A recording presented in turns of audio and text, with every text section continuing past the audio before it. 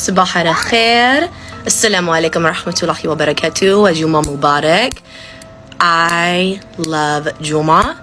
I'm trying so hard to genuinely get back into my Juma routine.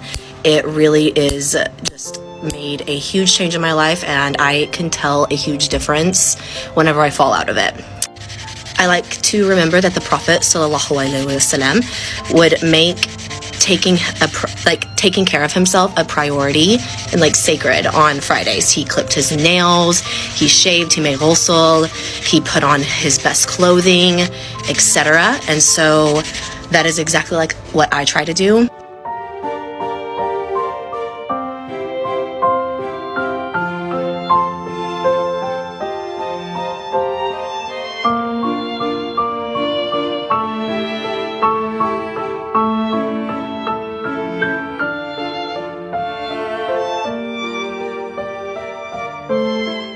The way that this makes me smile so big, because genuinely reading the Quran with like context is how I first was brought to my knees and then brought to Islam. No joke. Then I started to learn about the seerah of the Prophet ﷺ and the way that Islam and Christianity and Judaism are all connected, and subhanallah, it is beautiful. Keep going.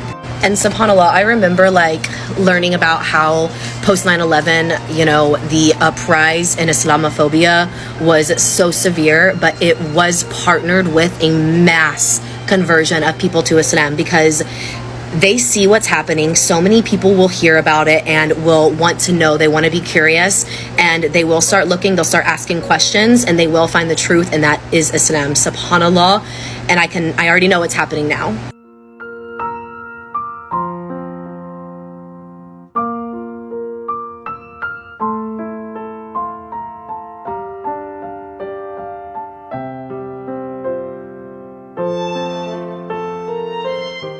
I have been really inspired lately to re-pick up this book, The Prophet's Pulpit, Commentaries on the State of Islam. This is by Dr. Khalid Abu Fadl, and to be honest with you, it's one of the most inspiring books that I've read since I have converted to Islam, and it is one that makes me feel the most full of passion, and the one that reminds me the most of what it is and what it means to be Muslim. Right now, we're seeing an influx, a mass conversion of people who are seeing the Palestinians, who are inspired by them, and who are looking at Islam, and in turn looking at us, people who were born Muslim, people who are converts, and what we're doing and how we're acting and what we're saying during this time. So I digress. I'm going to read this to you, just a couple of excerpts out of this that I find to just be extremely inspiring, and something that I think if you are a born Muslim, if you are a convert, if you're just a human being who comes across this and is like, man, there's a lot of people going to Islam. What does that mean? What does it mean to be Muslim? I feel like this right here will speak to that.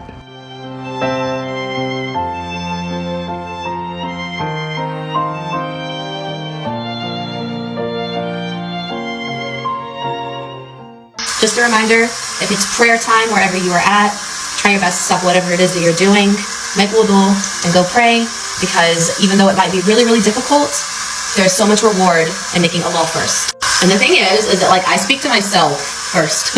Like I remind myself first here, and this is more of just kind of like my own little personal yet public reminder to myself, because I really have been struggling lately. Actually, I'm not gonna lie, probably every month close to my cycle, I really struggle to pray.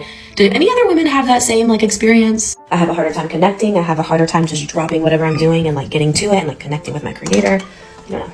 So if you're Muslim, just remember everything prescribed to us from the Creator is for our own good. It helps me during prayer to remember that we say Allahu Akbar because it means God is greater, meaning greater than anything. So drop it and come to Allah. And if you're not Muslim, subhanAllah, it's still an amazing practice to drop everything and connect with your surroundings.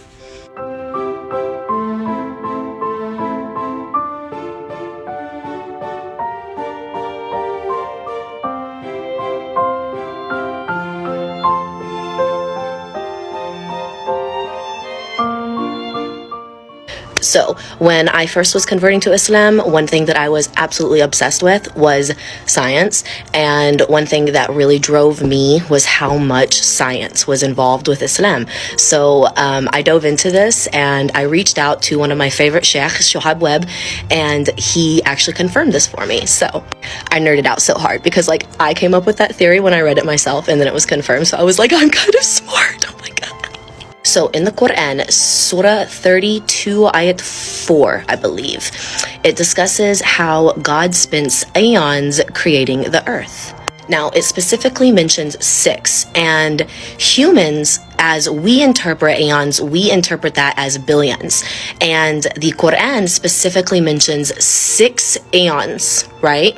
Okay. So history and science have confirmed for us that historically the world has been destroyed 5 times over billions of years, right? Now, Muslims, we call it Qiyamat, Judgment Day, and we believe that this will be when the world is destroyed. Now, if you look at that, that's going to be the 6th time that the world has been destroyed.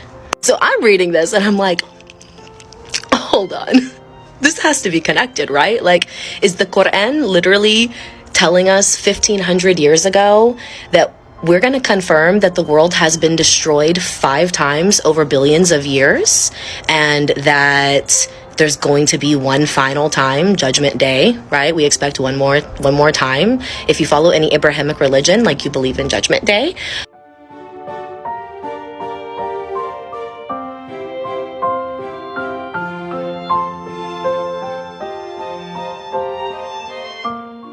Assalamu alaikum rahmatullahi wa barakatuh.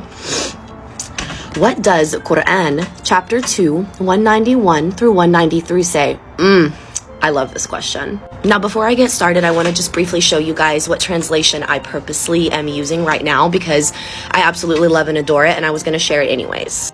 This is the Holy Quran in today's English by Yahya Imrek.